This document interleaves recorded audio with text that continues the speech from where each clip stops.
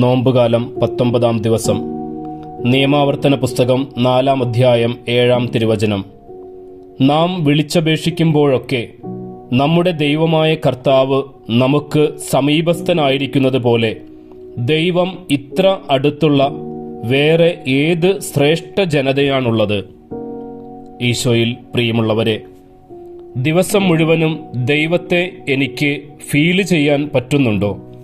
രാത്രിയിൽ അഗ്നിസ്തംഭമായും പകൽ മേഘസ്തംഭമായും ദൈവം കൂടെ നടന്നു എന്നൊക്കെ പഴയ നിയമത്തിൽ നിന്നും വായിച്ച് രോമാഞ്ചം കൊള്ളുന്നതിൻ്റെ ഒപ്പം ഓരോ പകലിലും ഓരോ ഇരവിലും ദൈവം എൻ്റെ കൂടെയുണ്ടെന്നൊരു ഫീല് ശരിക്കും നമുക്കുണ്ടോ?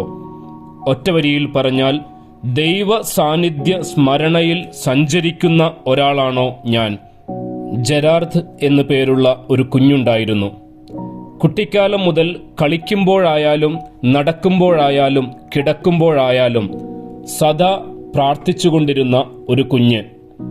അവനെ നോക്കി കൂടെയുള്ളവർ പറയുമായിരുന്നു, അവൻ സ്വർഗത്തിനു വേണ്ടി ജനിച്ച കുഞ്ഞാണ്. 12-ാം വയസ്സിൽ അപ്പൻ മരിക്കുമ്പോൾ പഠനം നിർത്തി നൂലും സൂചിയുമെടുത്ത് തയ്യൽ പണിക്കിറങ്ങി. ക്ലോഡിയ മെത്രാൻ അരമനയിലെ തയ്യൽ പണിക്കായി ജെറാർഡിനെ വിളിക്കുമ്പോൾ കൂട്ടുകാരൊക്കെ പറഞ്ഞു, പോകരുത്, പണിക്കാരോടൊക്കെ വല്ലാതെ ചൂടാകുന്നൊരു പിതാവാണ്. അതുകൊണ്ട് ഇതുവരെയും വന്ന തയ്യൽക്കാരെല്ലാം കുറഞ്ഞ ദിവസങ്ങൾക്കുള്ളിൽ തന്നെ ജോലി നിർത്തി പോയിട്ടുണ്ട്. പക്ഷേ അവനാകട്ടെ അരമനയുടെ വരാന്തകളിലൂടെയും ഗോവണികളിലൂടെയും നടക്കുമ്പോഴെല്ലാം സദാ പ്രാർത്ഥിച്ചുകൊണ്ടിരുന്നു.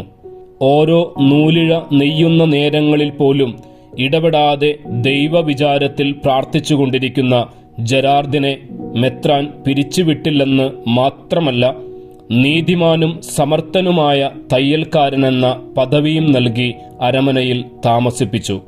ഇയാളാണ് പിന്നീട് വിശുദ്ധനായി മാറിയ വിശുദ്ധ ജെറാർഡ് മജല്ല. ഈ മനുഷ്യൻ പിന്നീടൊരു വിശുദ്ധനായി മാറി. നൂലിഴകളിൽ ദൈവത്തെ നെയ്ത തയ്യൽക്കാരൻ വിശുദ്ധ ജെറാർഡ് മജല്ല. ഈ വിശുദ്ധനെ പോലെ സദാ ദൈവവിചാരത്തിൽ നടക്കുവാൻ, ദൈവസാന്നിധ്യ സ്മരണയിൽ ജീവിക്കുവാൻ 4 ഫീലുകൾ അനിവാര്യമാണ്. ഒന്ന്, ദൈവത്തിൻ്റെ സർവ്വവ്യാപ്തിയെക്കുറിച്ചുള്ള ജ്ഞാനമാണ്. ദൈവസാന്നിധ്യം ഇല്ലാത്ത ഒരു സ്ഥലവും ഇല്ലെന്നുള്ള ബോധ്യം.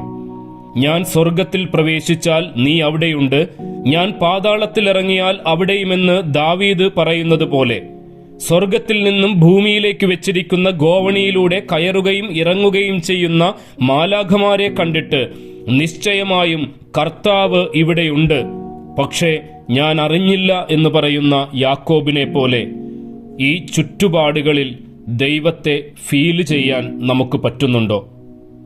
ദൈവം എൻ്റെ ചുറ്റിലും ചുറ്റുപാടുമുണ്ടെന്നുള്ള അറിവ് നമുക്ക് അജ്ഞാതമല്ല, പക്ഷേ നമ്മൾ അനുസ്മരിക്കുന്നില്ല എന്നതേയുള്ളൂ. രണ്ടാമതായി, നമ്മുടെ ചുറ്റിലും ചുറ്റുപാടുകളിലും മാത്രമല്ല, ഹൃദയത്തിലും ആത്മാവിലും ദൈവം വസിക്കുകയും നമ്മുടെ ആത്മശക്തികളെ ഉത്തേജിപ്പിക്കുകയും ചെയ്യുന്നുണ്ടെന്നൊരു ബോധ്യമാണ്. ഞാൻ ദൈവത്തിൽ വിശ്വസിക്കുകയും ചരിക്കുകയും ദൈവത്തിൽ ആയിരിക്കുകയും ചെയ്യുന്നുവെന്ന് വിശുദ്ധ പൗലോസ് അപ്പോസ്തലൻ പറയുന്നത് ഈയൊരു ഫീൽ ഉണ്ടായിരുന്നതുകൊണ്ടാണ്. മൂന്നാമതായി, ദൈവം സ്വർഗത്തിൽ നിന്ന് നമ്മെ സൂക്ഷ്മ നിരീക്ഷണം നടത്തിക്കൊണ്ടിരിക്കുകയാണ് എന്നൊരു ഫീലാണ്. വാതായനങ്ങളിൽ കൂടിയും അഴികളുടെ ഇടയിൽ കൂടിയും നോക്കിക്കൊണ്ട് എൻ്റെ പ്രിയതമൻ ഭിത്തിക്ക് മറവിൽ നിൽക്കുന്നുണ്ടെന്ന് ഉത്തമഗീതത്തിലെ മണവാട്ടി പാടുന്നതും ഇതുകൊണ്ടാണ്. നാലാമതായി, ദിവ്യരക്ഷകൻ മനുഷ്യ സ്വഭാവത്തിൽ നമ്മുടെ സമീപം നിൽക്കുന്നതായി ശരിക്കും ഫീൽ ചെയ്യുന്നുണ്ടോ? സക്രാരിയുടെയും ആരാധനയുടെയും മുമ്പിലിരിക്കുമ്പോൾ കിട്ടേണ്ടൊരു ഫീലാണിത്. ഈ 4 മാർഗങ്ങളിൽ ഒന്നിലൂടെയെങ്കിലും ദൈവ സാന്നിധ്യ സ്മരണയുടെ ഒരനുഭവം നമുക്ക് കിട്ടും. ഈ ഫീല് കിട്ടിയാൽ വേറെ ഒരു ഫീലും കാര്യമായി നമ്മെ ഫീൽ ചെയ്യിപ്പിക്കില്ല.